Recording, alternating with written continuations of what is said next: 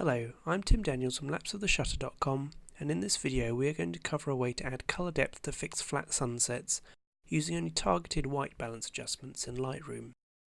This is one of the most powerful and simple techniques there is to process photos, and lets you go from this to this, and from this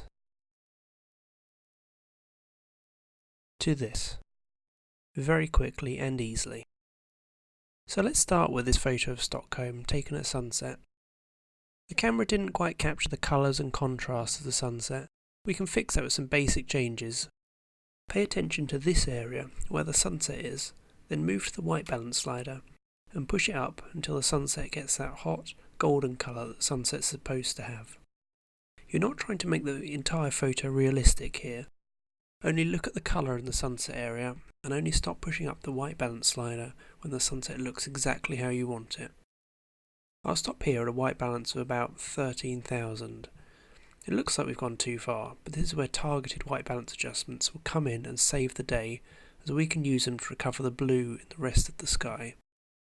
So click on the graduated filter button and push the temperature all the way to the left, into the blue to -100.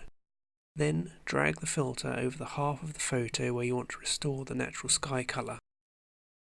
One filter will probably not be enough, so make more and layer them until you've got the sky colour exactly as you want. You might also want to change the tint and reduce the saturation depending on the colours underneath. I also usually like to make contrast and clarity adjustments, as well as changing the exposure to fixed tone at the same time. If you want to make this effect even more powerful, click on the colour box at the bottom of the filter panel and select a shade of blue with a low saturation, say somewhere between 10 and 25%. And if you need even more control, you can apply these same effects with the circular gradient filter and with the adjustment brush. I'm going to fast forward through adding the rest of these filters, but remember the principle for adding them is just the same. So the photo quickly and easily goes from this to this. Once you've got the colours and tone exactly as you want them, it's a good idea to save this as a preset.